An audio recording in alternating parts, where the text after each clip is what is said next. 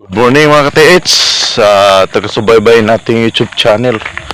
So, magandang umaga po sa inyo, Luzon, Visayas at Mindanao. So, kumusta lahat ng ating mga ka-TH dyan na taga-subaybay nating YouTube channel? So, alam ko marami nag-aabang sa akin na magkaroon tayo ng video. So, sa ating mga ka-TH, hinihingal ako ka-TH. Sa ating mga ka-TS dyan, lalo na sa mga nag-searching area. So, payo ko sa ating mga ka-TS, lalo na sa mga baguhan na nanood ng ating YouTube channel. Alam ko marami tayong pangarap sa buhay, di ba? Marami tayong pangarap sa buhay, lalo gusto nating umangat sa buhay. Lalo na sa mga pamilya natin na gustong iangat dahil sa kahirapan ng buhay. Alam ko mahirap, pero nga nag-text sa akin napakahirap. Alam mo mga ka-TS, ang napakahirap talaga bilang isang treasure hunter, lalo sa mga pangarap natin. Ang nagpapahirap natin, yung katamaran natin. Kasi sa Pinoy talaga ako, Pinoy naman talaga, pero hindi talaga ako tamad. So, tayong mga Pinoy, nangangarap lang tayo pag marami tayong problema. Totoo yan, di ba? So, sa mayroon tayong problema, dyan tayo nangangarap. Pero pag mayroon naman tayong pera, sa pagkatong pera, binigyan ka na sa ng pagkakataon, mayroon kang pera, na pwede ka na maghanap habang may pira ka pa. Wala. Na tuwing haya ra. Sa Bisaya, nagayang hayang ra. So, karong wa na kay kwarta, saka pa ka nangandoy. Muna'y kasagaran sa itong mga problema. Itong mga treasure hunter. So, mayroong nag-chat pagkagabi, malayo daw. Malayo talaga, sir. Malayo ang pangarap natin pag wala tayong ginagawa sa buhay. Diba? Si karamihan talaga, mura nung umpisa, nakikita ko talaga yung mga ka-TH natin, nangangarap lang yan pag maraming problema. Ako dati, ganyan rin ako dati, pag andyan ako sa problema, hindi pa ako treasure hunter nun, pag mayroong pera, wala, lakwat siya. Pero pag wala ng pera, nalubog na sa utang sa silingan, kinangutag bugas. Di ba? Utang na lubog na kinangutag bugas, nagpangandoy kinabuhi. Lisod kayo, pobre, lihad lang talaga ang mahirap. Sa Bisaya pa, dili lisod ang pobrita. Nayuban mo yun, lisod kay boss, kay pobre kay lagi mi. Ajud, ikaw may nagpapobre sa mga kagalingon. Ngano? Mas giuna pa nimo ang lingkod-lingkod kaysa paghanap. Alam mo mga ka-TH, moro yung ba na yung legend. Ako di man ako nagko-comment ng patunay mo ganyan. Hindi niya na ka-epekto sa akin. Alam niyo mga ka-TH, bilang treasure hunter, marami ako natulungan na treasure hunter na nakahis na rin. Mayroon din ako nakita sa group chat na dati kong customer, dati ko tong customer. Nakita ko talaga, kasi hindi na ako nagbukas ng mga group chat, puro nakita ko talaga, nagbenta na siya ng mga antique, mga talagang nakuha talaga. Mayroon nga siyang box bininta, mayroon siyang bato, mayroon siyang bato na kulay orange ba yun? Nakita ko talaga siya sa group chat, pero hindi siya nagsabi sa akin na nakakuha na pala. So, yan ang karamihan. Kaya naging stricto talaga ako. Ngano? Dati, nagbabasa ako ng mga HTML sa ilalim. Pero ngayon, binabasa ko na lang kung yung mga legit marker sa taas na lang. Yung surface marker na lang ang binabasa ko sa hindi ko talaga customer. Bakit? Minsan, niluloko tayo sa mga ibang tao. Niluloko talaga tayo. Pag nakakuha na, totoo yung mga sinasabing iba dyan. Pag tinulungan mo yung tao, kahit salamat, di yan nagpapasalamat sa iyo. Bakit? Natatakot sila na humingi ka ng pera sa kapalit ng tulong mo sa kanila. Ganun yan. Nakikita ko talaga nung nakarang araw yung post niya. Hindi lang ako nag-comment doon, kasi ako makasama ng isip ng ibang tao. So, nakikita ko talaga okay lang. So, kaya sa mga hindi ko customer, sisilipin ko na lang yung mga surface marker. Pag nag-send kayo ng HTML, din ako magko-comment. Sabihin nga, mag-comment ako, pero sabihin ko, legit yan. Hindi ako nagbibigay ng mga direksyon. Kasi minsan, inuuto lang tayo eh. Yun tayong mga decoder, sa mga ating mga decoder dyan. Maging wais din kayo.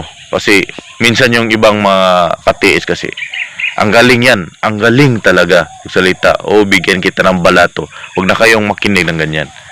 Ako ilang beses na ako niyang niluloko sa mga ganyan. So nakikita ko talaga na mayroon siyang knife na 18 04 ba yun? Yung nakita ko 1804, may 1806. Talagang gawa talaga ng Hapon kasi makikita mo naman yung gawa ng Hapon. So nakakuha talaga sila. So dinandahan niyang bininta yung mga nakuha niya. So ganun talaga. Mayroon tayong mga katiits talagang sakim sa mga ganyan. Hindi naman ako nangihingi ng balato. Okay lang naman. Sa akin lang, kahit pasalamat lang at least na paano mo nakuha, maibigay natin information sa iba, lalo sa mga naghahanap. Hindi yung nakakuha ka rin tapos hindi mo share yung paano mo nakuha, anong lalim, para mag-share na sa iba. Baka mayroong mga sign na nakuhanan mo na maibigay nating tulong sa iba. So mayroon talagang mga katiits. Kaya tayong mga decoder, minsan inuuto tayo. So kaya maging higpit talaga ako na kaya surface marker na lang yung mga binabasa ko. So maraming talaga nagchat sa akin. Ang dami magchat sa akin na, sir, mahirap. Alam mo, pag makakuha to, wala to. Panis pa rin to. Bigyan kita ng sir ng balato. Bigyan kita ng balato para nakakuha. Inuuna mo yung balato. Hindi pa nga nakakuha, inuuna po pa yung balato. Huwag mo isipin yung balato. Ako okay naman sa akin walang balato. Sa akin lang. Sabihin lang yung totoo na paano mo nakuha. Yun lang naman talaga kailangan ko eh. Kasi gusto ko i-share sa iba. Paano mo siya nakuha? Anong lalim? Anong ginawa mo na pagbutas? Ganyan lang para may share natin sa iba. Hindi yung nakikita lang kita sa post tapos yung mga kuha mo. Sus, ang sarap sabihin pero hindi dada ako makasama ng tao kasi ayaw ko mag-comment kasi ayaw ko makisama ng isip ng tao. So sa ating mga katiis dyan, alam nyo, mayroong nagsasabi din sa atin na legend yung kasi mga ganyan. Sa Bisaya pa, Pakuan ba? Pakati ba? Pakati, makakita silang tae. Ang treasure, maraming nagbagong buhay. Marami nang yumaman. Hindi kasi masabi natin na bukas, next week, o next year, makukuha. Dating talaga yung araw. Hindi mo lang mamalayan. Diba? So marami ding naghahanap na hindi naman maraming nangangarap pero hindi naman pumunta sa bundok. O sir, punta ako sa bundok isang beses lang. Wala naman ako nakuha. Hindi mo yan makukuha ng isang beses. Alam mo kati, totoo yung treasure. Ako dati hindi ko naniwala ng treasure, hindi pa ako treasure hunter. Hindi ko naniwala. Sinasabi ko rin yan na legend. Pero nakasama ako ng isang treasure hunter. Parang napapatunayan ko talaga na totoo yung mga sinasabi nila. Mayroong mga marker. Kasi yung mga dati na kasamahan ko, yung halimbawa, yung mayroong border heart sa taas, mayroong surface marker na heart. Sabi niya, mayroong kahawig nito sa ilalim na heart. So, tingnan natin. So, pagdating namin ng 3 meters, mayroon talagang heart doon na kasing hawig ng marker sa taas. Kasi sabi ko, mayroon talaga itong pupuntahan itong ginagawa ko. So, mayroon talaga. So, tingnan o, di ba? So, hindi lang ako, marami din ako natulungan ng mga treasure hunter. Kaya payo ko sa inyo mga naghahanap dyan. Tuloy nyo lang. So, napakahirap din pag wala tayong gamit. Hindi naman ibig sabihin na kailangan nating mamahalin. Mayroong iba na napaka taas ng ambisyon. Gustong mamahalin. Marami nga nako, paano yan? Mamahalin yung gadget mo, hindi naman ka nakakuha. Diba? Nakakuha, mayroong iba dyan na mururahin lang yung gadget, sila nakakuha. At sa'yo yung mamahalin, hindi ka nakakuha. Bakit? Sobrang ambisyon kasi sa buhay. Baka di swak para sa'yo yung mamahaling gadget. Mayroong ambisyon ng mga Tesla, scanner, tapos hindi naman swak para sa'yo. Yung swak para sa kamay mo, yung humid locator lang pala. O yung mga dowsing rod, mga ganyan, o ang tawag niya, pinduluman, di ba?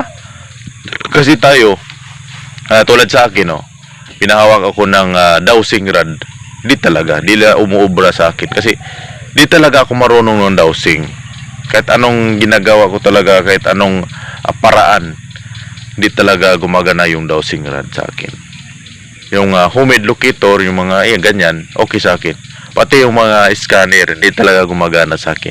Tinatry ko dati yung kasamahan ko taga Davao. So hindi talaga.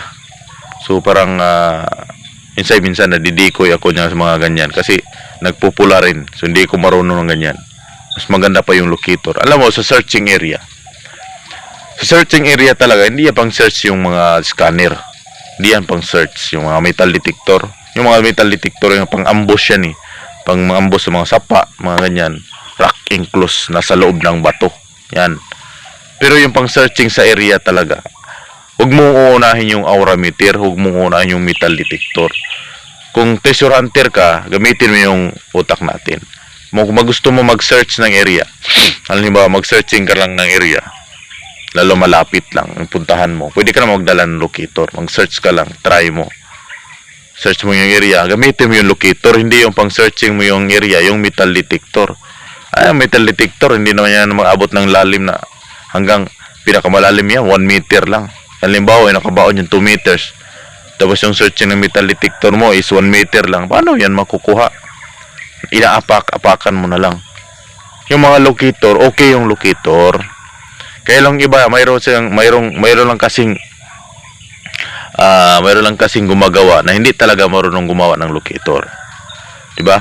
Tulad ng ano lang 'yan, mayroong mga fake, 'di ba? Mayroong mga fake, mapiki din sa Lazada.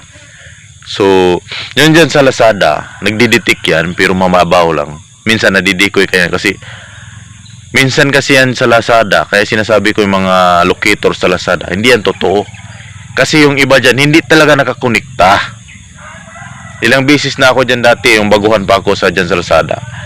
Ang mga wire dyan, hindi nakakonekta. Wala talagang connection yan. Mayroong ibang nakakonek, pero hindi talaga nakakonek sa min yan na yung tuslo kanan. Hindi talaga nagdidetect yan. Talagang sa labas, napakagandang tanawin, pero sa loob yan, hindi talaga yan nakakonekta. Kaya maging ingat din kayo, maging aware kayo mga katiits.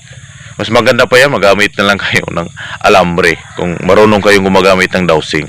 Pero yung dowsing kasi, minsan dumidetect talaga yung tubig. Kaya minsan napapahukay ka kasi dumidetect na yung tubig. Ginagamit kasi yan pang detect ng tubig, yung mga dowsing rod.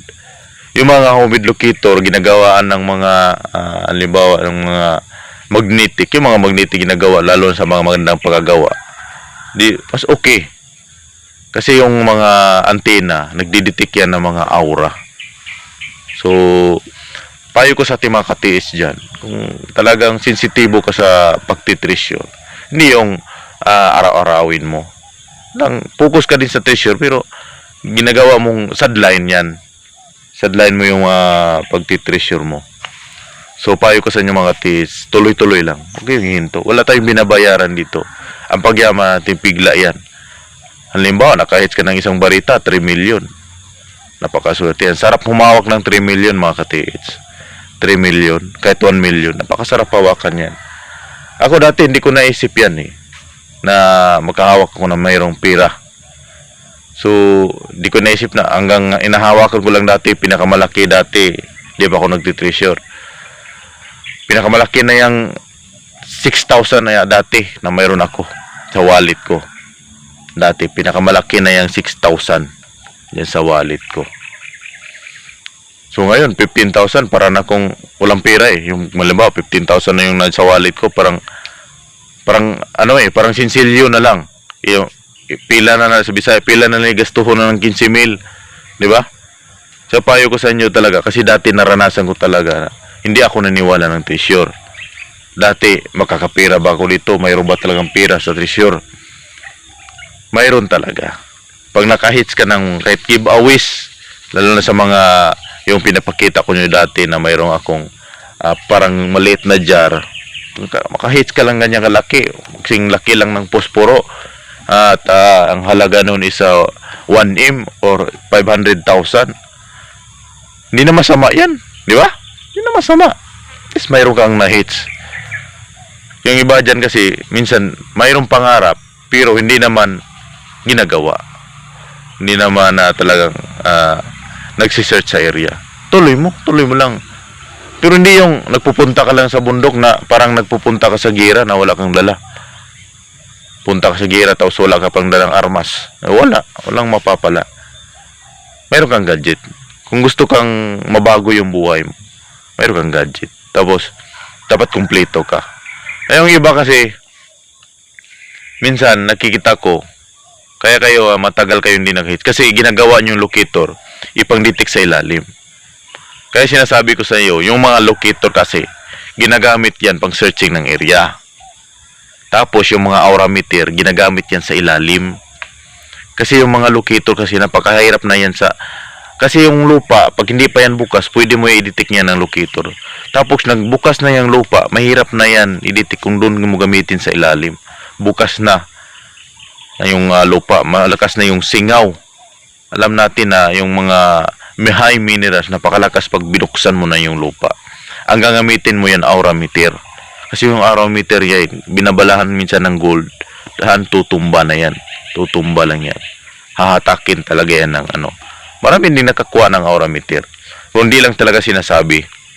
Hindi lang, kasi gusto nila. Kasi kaya ginagawa nila, hindi lang nila sinasabi. Alam nyo, kaya mga naka-hates kasi, hindi nila sinasabi para yung ibang tisonte, di nila alam, di sila nagbabasag ng sign. Kasi karamihan sa mga baguhan kasi, binabasag kasi yung sign. Sinisira yung sign. Kaya ang yung iba, nagalit, kaya hindi sila sinasabi na, wala yan. Legend yung treasure, pero nakakuha yon legend. Para hindi yung babasagin yung sign, hindi yung magagalaw yung mga sign.